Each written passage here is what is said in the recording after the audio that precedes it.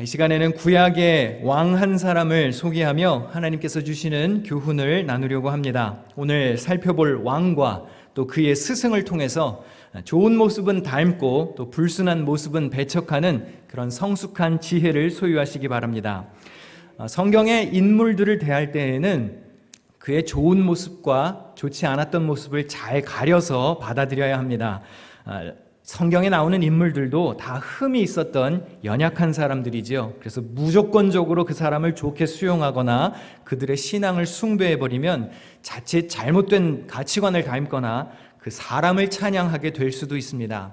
비록 우리가 역사의 이야기를 다룰 테지만 그들의 신앙을 중심으로 기록된 주님의 말씀임을 기억하고 오늘 우리 삶의 현장에 잘 적용해서 참된 신앙에 다가서는 그런 은혜의 기회로 삼으시기를 축복합니다. 구약의 왕들의 이야기를 공부할 때에는요, 지도를 보는 것이 좀 도움이 됩니다. 그리고 도표를 함께 보면 이해가 훨씬 쉬운데요. 제가 좀 지도와 도표를 몇 장 준비해 달라고 그랬는데 뭔지 아시죠? 잘 보이십니까? 빨간색 동그라미 부분이 성경의 주된 배경이 되는 땅이고 노란색 부분은 어딘지 아시죠? 네, 지금 우리가 있는 거기고요. 빨간색 부분을 좀 확대해서 들어가면 이렇게 생겼습니다. 이게 이제 고대 근동 지역이라고 부르는데요. 다음 화면을 보여주시면 빨간색 부분이 이제 이집트, 파란색 부분이 이제 광야, 시내반도, 그리고 노란색 동그라미 부분이 이스라엘 땅입니다. 그래서 거기를 조금 더 또 확대해서 이스라엘 땅을 좀 보도록 하겠습니다. 이게 이제 다윗과 솔로몬 시절의 통일 왕국 시절의 이스라엘의 모습입니다. 다음 슬라이드를 보여주시면 이렇게 나라가 하나였을 때, 다음 슬라이드를 보여주시면 나라를 다스렸던 왕들이 3명이 있죠. 사울, 다윗, 솔로몬. 그러나 우리가 지혜의 왕으로 알고 있는 솔로몬 이후에 나라가 어떻게 됩니까? 나라가 우리나라처럼 남과 북으로 쪼개집니다. 그래서 다음 그림을 보여주시면 이렇게 북쪽에는 초록색 부분이 북이스라엘 혹은 북왕국 혹은 에브라이마 이렇게 부르는 때도 있고, 아래쪽에 보라색 부분은 남유다 혹은 그냥 유다, 예루살렘아 이렇게 부를 때도 있죠. 이렇게 남과 북으로 나뉩니다. 그러니까 우리나라 사람들은 이스라엘 역사를 이해하기가 참 좋아요. 왜냐하면 남북으로 갈라진 이 비극을 알기 때문이죠. 또 다음 슬라이드를 보여주시면 이 분열 왕국을 통치했던 왕들의 이름들인데요. 이 화면에 보이시는 왕들의 통치 시절에는 남과 북이 많이 싸우던 때예요. 갈라진 지 얼마 안 됐으니까 많이 싸웠겠죠. 또 그 다음 슬라이드를 보여주시면 이때는 좀 비교적 남과 북이 평화로웠을 때입니다. 근데 이유가 있습니다. 왜 그럴까요? 지금 북이스라엘의 7번 왕 아합을 제가 왜 빨간색으로 해놓았을까요? 되게 못된 놈이니까 그렇죠. 죽어라 이렇게 해가지고 그러면 안 되죠. 나쁜 놈이기 때문에 아합 빨간색으로 해놨고요. 4번에 남유다 여호사밧 왕은 왜 파란색으로 해놓았을까요? 좀 좋은 왕이에요. 제가 이제 개인적으로 그냥 베스트 3 안에 드는 왕이라고 평가를 하는데 요 두 사람이 다음 그림을 보여주시면 동맹을 맺습니다. 그래서 남과 북이 좀 평화로워요. 근데 무슨 동맹을 맺었을까요? 다음을 보여주시면요, 요 두 사람이 또 다음 결혼 동맹을 맺는데요. 아합의 딸 아달랴가 있었고 여호사밧의 아들 여호람이 있었는데요. 요람이라 부르기도 하고요. 요 둘이 다음을 보여주시면 결혼을 했더래요. 그래서 그 다음을 보시면 아달랴가 남쪽으로 이제 시집을 갑니다. 그리고 아들을 낳는데 그의 이름이 아하시아이죠. 그래서 남쪽은 이렇게 4번 여호사밧, 5번 여호람, 또 그의 아들 6번 아하시아까지 이렇게 왕들이 이어져서 다윗의 혈통이니까요, 쭉 이어서 내려가는데요. 이걸 이제 정리한 화면이 다음과 같습니다. 아합과 여호사밧이 결혼 동맹을 맺었고, 근데 아합의 딸 아달랴가 왜 남유다의 7번 여왕의 자리에 들어가 있을까요? 이 여인이 아주 폭군이었습니다. 그래서 다윗의 왕조를 잠깐 중단시키는 비극이 벌어지게 되죠. 다음을 보여주시면요, 이 둘이 부부인 거예요. 그러니까 이해가 되시죠? 여호람과 아달랴가 부부인데 그 사이에 난 아들이 누구라고요? 다음을 보여주시면 아하시아가 아들이에요. 왜 이렇게 왕조 족보가 왜 꼬였나요? 다음을 보여주시면 아하시아가요 죽어요, 일찍. 근데 아달랴가 무슨 짓을 하느냐? 다윗의 혈통을 왕위의 후보에 있었던 사람들을 다 숙청해버리고 지가 왕위에 앉아버립니다. 그리고 6년 동안 폭군 정치로 남유다를 어질러피죠. 그래서 이게 아주 남유다의 유일한 비극이라고 할 수 있는, 유일하게 다윗 혈통이 끊어졌던 시절이라고 할 수 있는데요. 마지막 그 다음을 보여주시면 오늘 살펴보게 될 왕이 요아스입니다. 그러니까 다윗 왕조가 끊어졌다가 다시 회복되는 그런 인물이 바로 요아스입니다. 자, 아달랴, 네, 그림은 다 보았고요. 다음이 또 있나요? 네, 없죠? 네, 그림은 다 보았습니다. 좀 이해가 되시죠? 배경이 이 아달랴가 다윗 가문을 끊어버리고 왕위를 찬탈했던 여인인데요. 이스라엘의 왕 42명 중에 홀로 여왕이었고 남유다에서는 유일하게 다윗 혈통이 아니었습니다. 그녀가 왕이 되자마자 벌인 끔찍한 일은 다윗의 후손들을 다 제거해버리는 숙청 작업을 벌인 것이죠. 남유다는 다윗의 후손들이 계속 이어서 왕이 되었거든요. 그런데 아달랴가 후계자가 될 만한 다윗의 후손을 싹 다 제거해버렸습니다. 근데 이때 아주 기적적으로 한 아기가 구출이 됩니다. 남유다의 입장에서는 다윗 혈통이 다 없어져 버리면 이제 다윗 왕조는 끝나는 거거든요. 그럼 하나님이 약속하신 다윗 왕조가 영원할 것이다 라고 했던 그 예언과 그 약속과 그 말씀은 무효가 되어버리는 거예요. 아주 큰 위기이죠. 그런데 이때 1살짜리 아기가 유일한 다윗의 후손이 살아남습니다.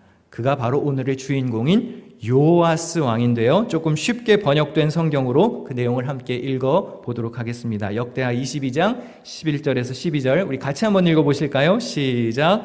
왕자들이 살해되는 가운데서도 왕의 딸 여호세바가 아하시아의 아들 요아스를 몰래 빼내어 유모와 함께 침실에 숨겨서 아달랴에게 화를 면하게 하였으므로 아달랴가 요아스는 죽이지 못하였다. 요아스는 그들과 함께 6해 동안을 하나님의 성전에 숨어 지냈으며 그동안에 나라는 아달랴가 다스렸다. 네. 요아스가 이렇게 기적적으로 살아납니다. 그럼 성경에도요 영화와 같은 재미난 일들이 많이 있습니다. 조선왕조실록보다 더 재미난 일들이 많이 있어요. 역사서를 사랑하시면서 읽으시기를 바랍니다. 이 아달랴 여왕이 통치하는 6년 동안 요아스 왕은 어디에서 자라납니까? 성전에서 몰래 자라나게 됩니다. 너무 어리니까 누가 키워줬을까요? 당시 제사장이었던 여호야다라는 사람이 그를 키워주지요. 이제 후에 여호야다 제사장이 반란을 일으켜서 아달랴 몰아내고 남유다 다윗의 혈통을 이제 회복을 시킵니다. 그래서 끊겼던 다윗 왕조가 이어지게 하고 나라의 평화도 다시 되찾아오죠. 그때 요아스의 나이가 1살에 구조돼서 6년 동안 성전에서 몰래 자랐으니까 그럼 요아스가 왕이 됐을 때 몇 살이었을까요? 1살에 구조돼서 6년 성전에서 몰래 키워져서 왕이 됐습니다. 몇 살이에요? 네, 이 쉬운 산수는 쉽죠? 7살에 왕이 된 거예요. 근데 여러분, 제 첫째 아들이 7살인데요. 아무리 생각해봐도 그 아이가 나라를 통치할 수 있을 것 같지는 않아요. 그렇죠? 여러분의 자녀 7살 된 아들에게 나라를 맡기시겠습니까? 다음 대선 후보 때 7살짜리 아기가 나오면 어떻게 하시겠습니까? 못 통치하죠. 그래서 그 옆에 누가 도와줄까요? 그를 키워주었던 제사장 여호야다가 지도자 역할을 해주죠. 그러니까 양아버지도 되고 선생님이 되어준 거예요. 교사가 되어준 것입니다. 같은 사건을 다루고 있는 열왕기하에는 이렇게 나와 있습니다. 열왕기하 12장 2절입니다. 요아스는 제사장 여호야다가 그를 교훈하는 모든 날 동안에는 여호와 보시기에 정직히 행하였으되. 요아스가 7살이었습니다. 아무것도 분간할 수가 없었습니다. 그런데 다행히 그의 옆에는 누가 있었느냐? 훌륭한 교사였던 여호야다 제사장이 있었습니다. 그래서 그가 비록 아무리 어린 나이였지만 좋은 영적 지도자 덕분에 바른 길을 걸어갈 수가 있었어요. 여러분, 좋은 지도자, 좋은 선생님, 좋은 목자를 만나는 것은 매우 매우 중요합니다. 아멘이시죠? 어린아이와 같이 우리가 미숙하고 미련하죠. 그런데 우리가 올바른 길, 하나님 마음에 합한 길을 걸어가기 위해서는 좋은 선생님의 인도를 받아야 합니다. 공자가 그랬대죠. 70세가 되면 아무렇게나 해도 이치에 어긋나지 않는다. 공자가 그런 말씀을 하셨대요. 근데 그건 이제 공자의 말씀이니까 우리가 뭐 공자의 이야기를 너무 떠받들 필요는 없을 텐데, 제가 보니까 사람은 있잖아요. 대부분 자기를 지도해 주는 사람이 옆에 없으면 그릇된 길을 갑니다. 법 없이 사는 사람 있다고 하죠. 저는 그런 위인이 우리 천안기둥교회에 계실 수 있다고 생각은 합니다만, 그러나 사람은요, 길잡이가 되어주는 지침을 잃어버리면 대부분 타락합니다. 그 나이가 많든지 나이가 적든지 우리가 숨이 다하는 날까지 하나님의 말씀을 우리 삶의 등불로 삼아야 하는 이유입니다. 나를 지도하는 좋은 스승을 옆에 두어야 합니다. 요아스가 여호야다 제사장 덕분에 바른 길을 걸어갈 수 있었습니다. 여러분, 그래서 교사가 중요합니다. 교사가 옆에 잘 지도해주면 아이들이 엇나가지 않을 수 있는 거예요. 요아스는 아달랴 통치 때 훼손되었던 성전도 수리했고 백성들도 잘 통치했습니다. 그렇게 시간이 잘 지나갔고요. 훌륭하게 왕을 지도해 주었던 여호야다 제사장도 그의 때가 다 되어 하나님의 부르심을 받게 됩니다. 여호야다의 마지막 부분을 제가 역대하 24장에서 새 번역으로 읽어보겠습니다. 여호야다가 살아있는 동안에는 주님의 성전에서 번제를 드리는 일이 끊이지 않았다. 여호야다가 늙어 나이가 차서 죽으니 그가 세상에서 누린 횟수는 130년이었다. 그가 평생 이스라엘 백성과 하나님과 성전을 위하여 좋은 일을 하였다고 해서 사람들은 그를 다윗성 왕실 묘지에 안장하였다. 여호야다 제사장이 살아있는 날 동안에는요, 하나님을 향한 예배가 끊이지를 않았습니다. 교사 한 사람이 잘 서 있으면 그가 가르치는 학생의 신앙생활이 끊이지 않을 수 있습니다. 부모 한 사람의 바른 지도로 인하여서 자녀들의 예배 생활이 잘 지속될 수 있는 것입니다. 한 사람으로 인해 공동체의 예배가 성공했어요. 근데 한 가지 놀라운 것은 여호야다 제사장이 아무데나 묻히지 않았다는 것이죠. 어디에 묻혔습니까? 왕들이 묻히는 왕실 묘지에 백성들이 묻어주었습니다. 그의 공로를 그만큼 대단하게 여긴 것이죠. 다윗 왕조가 끊어져 버릴 위기에서 1살짜리 갓난아기 요아스를 건져냈습니다. 그래서 성전에서 그를 몰래 양육했습니다. 못된 여왕 아달랴를 몰아냈습니다. 그리고 요아스를 왕위에 앉혔고 나라의 평안도 되찾았고 끊어질 뻔했던 다윗 역사가 이어지게 했습니다. 어린 꼬마 요아스 왕을 잘 지도했고 하나님을 향한 백성들의 신앙생활이 잘 이어지도록 노력했지요. 그의 훌륭한 업적을 높이 평가해서 비록 그는 제사장 신분이었지만 왕들이 묻히는 왕실 묘지에 묻어주었습니다. 참 멋있지 않습니까, 여러분? 왕이 아닌데 왕 대접을 받았습니다. 왕이 아닌데 왕 대접을 받았습니다. 이것이 우리의 삶과 비슷한 것 아닙니까? 우리도 어떤 사람들이죠? 원래 자격 없는 사람들이죠. 근데 하나님이 우리에게 뭐라고 말씀하셨죠? 왕과 같은 제사장이다, 존귀한 백성이다 말씀해 주셨죠. 자격 없지만 예수 그리스도의 십자가 은혜로 왕과 같이 존귀히 여김을 받는 하늘나라 백성이 되었습니다. 우리는 부활과 영생의 소망으로 사는 삶을 살 수 있게 되었습니다. 할렐루야. 자격 없지만 은혜로 이렇게 된 것이죠. 여호야다 제사장도 그런 은혜를 누렸습니다. 이렇게 요아스 왕이 7살의 왕이 되어서 30살이 될 때까지 23년 동안 여호야다 제사장이 왕을 잘 지도해주고 잘 이끌어 주었습니다. 근데 여기서 이제 설교를 마치면 참 짧고 은혜가 되고 교훈도 되고 참 좋겠는데, 이제 문제는 이제부터예요. 자, 선생님이 떠났습니다. 그럼 이제 요아스가 어떻게 하면 좋을까요? 요아스가 선생님의 지도를 잘 기억하고 배웠던 걸 잘 적용하고 계속 잘 하면 되잖아요. 근데 선생님이 사라진 인생이 이렇게 비참해집니다. 나의 영적 나침반 역할을 했던 여호야다 제사장이 죽자마자 어떤 일이 벌어지느냐? 역대하 24장에 이렇게 기록되어 있습니다. 함께 읽어보실까요? 시작. 여호야다 제사장이 죽으니 유다 지도자들이 왕을 부추겨서 자기들의 말을 듣도록 하였다. 백성은 주 조상의 하나님의 성전을 버리고 아세라 목상과 우상을 섬기기 시작하였다. 이러한 죄 때문에 유다와 예루살렘에 하나님의 진노가 내렸다. 아니 선생님 한 분 사라졌을 뿐인데 아니 왜 뭐 거짓말처럼 상황이 180도로 바뀌어버렸습니다. 23년 동안 옆에서 지도해 주었던 여호야다 제사장의 가르침을 어떻게 이렇게 하루아침에 저버리고 우상숭배의 길로 빠질 수가 있는 것일까요? 이게 과연 요아스의 이야기가 맞나 싶을 정도로 순식간에 타락해버립니다. 여러분, 우리가 좋은 영적 스승의 안내를 받는 것이 이렇게 중요합니다. 오늘 교사들이 대단한 사명감으로 여러분들의 자긍심을 회복하실 수 있기를 바랍니다. 나의 역할이 그만큼 중요한 것이죠.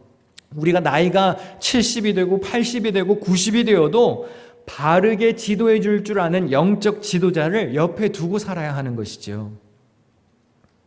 요아스가 선생님의 가르침을 자기의 것으로 흡수하지 않았던 모양이에요.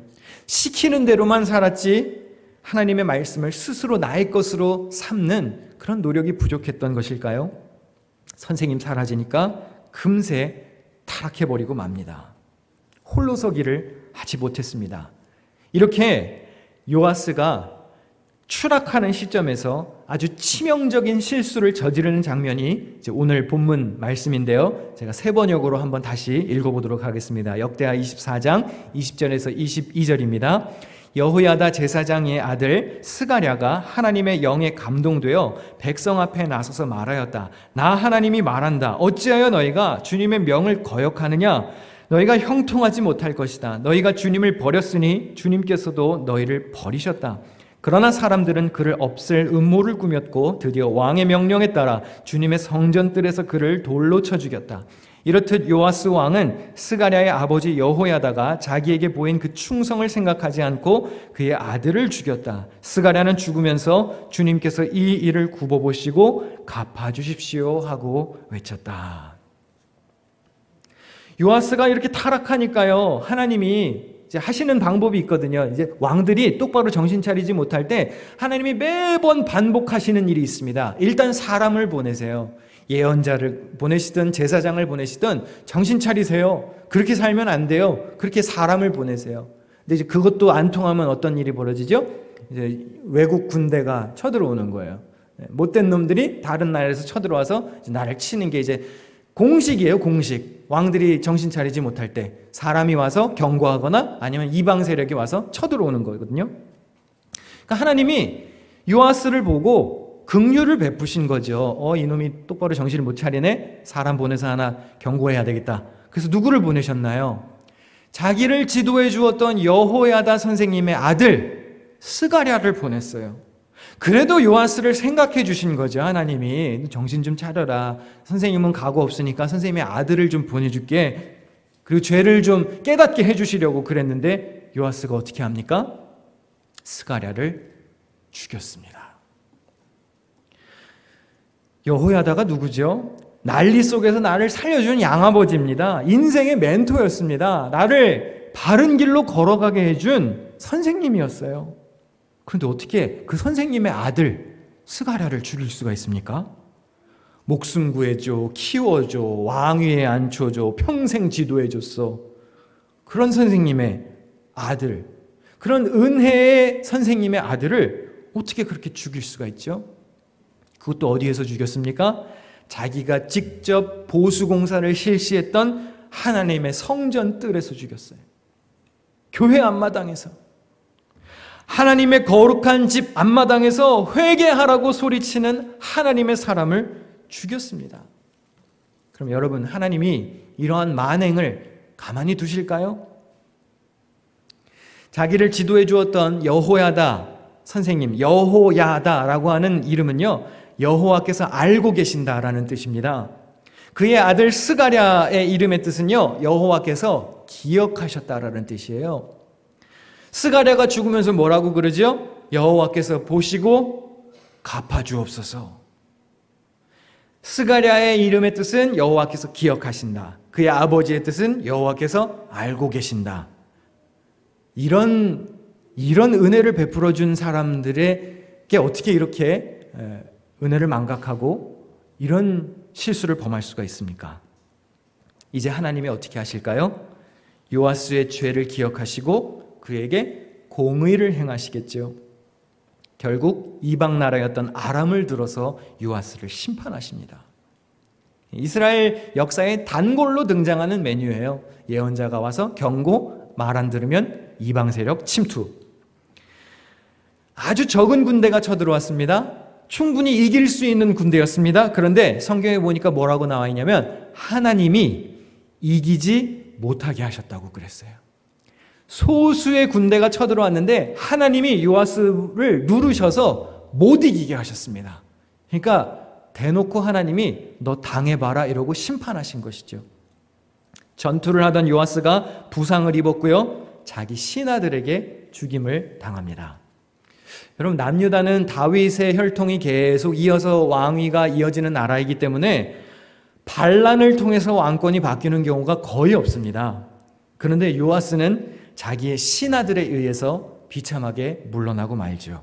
근데 참 흥미로운 것은요, 요아스가 묻힌 장소인데요. 우리 성경을 같이 한번 읽어보도록 하겠습니다. 역대하 24장 25절 시작. 요아스는 이렇게 죽고 말았다. 그는 다윗성에 묻히기는 하였으나 왕실 묘지에 안장되지는 못하였다. 왕인데 왕실 묘지에 못 들어갔어요. 그런데 여호야다 제사장은 아까 왕이 아닌데 어디에 들어갔습니까? 왕실 묘지에 들어갔어요. 뒤바뀌었죠. 이게 우리의 삶이 될 수도 있습니다. 처음 된 자가 나중 되고 나중 된 자가 처음 될 수 있는 거예요. 제사장은 왕실 묘지에 들어갔는데 정작 왕은 못 들어갔습니다. 이걸 통해서 우리가 깨달을 수 있는 것이 무엇이 있겠습니까? 우리가 아무리 하나님 앞에서 왕과 같이 존귀 여김을 받는 사람이라고 할지라도 주님의 마음에 합한 삶을 우리가 살지 않는다면 은혜의 자리에서 추방될 수 있다는 거예요. 하나님, 나 신앙생활 열심히 했는데요. 한평생 열심히 교회 다녔고 예배 드렸고 봉사했고 헌금 생활했는데요. 나 왜 천국에 못 가요? 너 이렇게 살았잖아. 하나님의 말씀을 기억하지 않았잖아. 은혜를 잊어버렸잖아. 라고 하시면 우리가 무슨 할 말이 있겠습니까? 은혜를 망각하면 죄를 짓습니다. 오늘 본문에도 나오지요. 여호야다의 그 베푼 은혜를 기억하지 못했다 그랬어요. 요아스가. 여러분, 성경을 통해서 제가 깨닫는 것이 하나가 있는데요. 기억하지 못하면 망하더라고요. 은혜를 기억하지 못하면 죄에 빠지고요. 하나님의 구원을 기억하지 못하면 망하는 역사를 걷더라고요. 그래서 매번 성경을 읽을 때마다 은혜를 기억해야 되는구나. 은혜를 기억해야 되는구나. 그래서 하나님이 나보고 은혜랑 살으라고 은혜라는 여자와 살게 하셨나 보다. 제 아내 이름이 은혜거든요. 아내 이름을 볼 때마다 잊어버리면 안 되지. 잊어버리면 안 되지. 저는 은혜라는 단어가 들어간 찬양을 많이 좋아합니다. 그래서 저희 테마곡은 이런 것들이죠. 은혜 아니면 살아갈 수가, 그렇지, 은혜가 아니면 내가 살 수가 없지. 저 은혜가 아니어도 안 되고 하나님의 은혜가, 은혜 아니면 나 서지 못할, 그렇지, 은혜가 아니면 설 수 없지. 기억하지 못하면 망합니다. 기억해야 합니다. 무엇을? 하나님의 은혜를. 은혜를 망각하면 자리에서 추방되는 것입니다. 그러나 자격이 없는 사람이라 할지라도 하나님의 은혜를 기억하고 하나님을 기쁘시게 하는 삶을 산다면 우리는 하늘 상급을 누리는 삶을 살게 되는 것입니다. 요아스가 처음 시작은 드라마틱했습니다. 얼마나 멋있습니까? 이건 완전 영화와 같은 일이죠. 하나님의 성전도 수리했습니다. 그러나 왕실 묘지에도 들어가지 못하는 어리석은 그의 최후를 기억하십시오. 스승의 안내와 지도를 받을 때에는 신실하게 주님을 따랐습니다. 그런데 선생님 떠나자마자 돌변하고 자기 하고 싶은 대로 하면서 살았습니다. 근데 여러분, 우리가 성경을 읽으면서 흔히 범하는 오류 중에 하나는 이것이죠. 나는 아니라고 생각하는 거예요. 이게 나는 아니라고 생각하는 거예요. 예수님이 많이 하신 말씀, 부자들을 질책하시고 가난한 사람들에게 나눠줘라. 그럼 우리가 자동적으로 생각하는 건 뭐죠? 나는 부자가 아니니까. 나는 거기다 대입을 안 시키는 거거든요. 그런데 사실 일용할 양식이 있으면 부자거든요. 오늘 본문에서도 마찬가지입니다. 스가랴를 죽인 사람이 내가 아니라고 어떻게 단언할 수 있을까요? 회개하라고 부르짖는 선생님의 아들 그 스가랴의 목소리를 묵사발하고 무시하고 귀를 닫았던 그 태도가 나의 태도가 아니라고 어떻게 장담할 수 있겠습니까? 물론 사람은 안 죽였겠죠. 그러나 수시로 우리에게 주시는 하나님의 말씀들을 우리는 얼마나 외면하고 무시하고 살았는지 돌아보아야 합니다. 거룩하신 하나님의 말씀에 귀를 닫았던 것, 그것이 요아스가 스가랴를 죽인 것과 사실은 똑같은 행위 아니겠습니까? 하나님이 때로는 우리에게 순종하라고 말씀하시고 회개하라고 마음을 주시고 이런저런 감동과 도전도 주시고 때에 따라서 목사님을 통해서 또 말씀을 묵상하는 중에 기도하는 중에 또 교제하는 중에 다양한 방식으로 하나님은 오늘도 우리에게 말씀하고 계시는데 우리가 그런 주님의 말씀을 외면하고 귀 닫아버리고 무시한다면 하나님의 사람을 죽인 요아스와 우리는 무엇이 다르겠습니까? 신앙생활도 마찬가지입니다. 영적인 지도자들이 볼 때는 잘하는 척하고 돌아서서는 내 멋대로 한다면 제대로 신앙생활을 할 수가 있을까요? 선교회, 교육부서, 속회, 여러 조직의 회원들이 리더들이 볼 때는 열심히 하고 뒤돌아서서 딴짓해버리면 소용없는 것이죠. 오늘 설교의 제목을 용두사미라고 정했습니다. 용두사미의 뜻을 아시죠? 용용, 머리도, 뱀사, 꼬리미, 용의 머리에 뱀의 꼬리라는 말입니다. 처음은 좋았는데 나중은 별로라는 뜻이죠. 시작은 용의 머리처럼 그럴듯하고 폼이 나지만 끝은 뱀 꼬리처럼 흐지부지 됐다는 것입니다. 요아스를 가리키기 딱 좋은 말이죠. 오늘 이 자리에서 예배 드리시는 여러분, 또 영상을 통해 예배에 동참하시는 여러분들은 용두사미의 신앙이 되시렵니까? 아니면 초지일관의 신앙이 되시겠습니까? 선택은 여러분들의 몫입니다. 결단은 오늘 이 자리에서 여러분들이 하셔야 합니다. 여기에 교사들 많이 모이셨습니다. 교사의 역할은 이토록 중요합니다. 바르게 지도하는 교사 한 사람이 있어서 학생 하나를 하나님 마음에 합한 삶으로 인도할 수 있습니다. 꼭 필요한 교사가 부재했기 때문에 학생이 타락하여 죄악의 길을 걸어갈 수도 있는 것입니다. 이 예배를 마치면 오늘 또 부서에 흩어지셔서 아이들을 교육하고 가르치실 선생님들, 내가 가르치고 붙잡고 있는 이 아이들이 하나님께서 기뻐하시는 삶을 살 수 있다는 막중한 사명감과 책임감으로 또한 자긍심으로 오늘 아이들의 교육에 임하실 수 있기를 축원합니다. 하나님의 말씀을 기억하시고 은혜를 잃어버리지 않는 초지일관의 신앙, 그 주인공들이 되시기를 주님의 이름으로 부탁드립니다. 기도하겠습니다. 하나님, 한결같이 우리를 사랑하시고 용납하는 자비에 감사와 찬양을 드립니다. 우리도 주님 앞에 신실하고 온전한 믿음을 지키며 살게 하옵소서. 주님의 말씀을 삶의 지침으로 삼고 목회자들을 비롯한 신앙의 스승들의 지도를 따라 좌로나 우로나 치우치지 않는 꾸준한 믿음을 갖게 하여 주옵소서. 이제 예물을 봉헌했고 또 봉헌하려 합니다. 성도들의 정성을 받아주시고 이 예물이 쓰이는 곳에 하나님의 영광이 드러나게 하옵소서. 일용할 양식 때문에 탄식하지 않게 하시고 재물 때문에 죄에 빠지지 않도록 때에 따라 성도들의 쓸 것을 공급하여 주시옵소서. 예수님의 이름으로 기도하옵나이다. 아멘.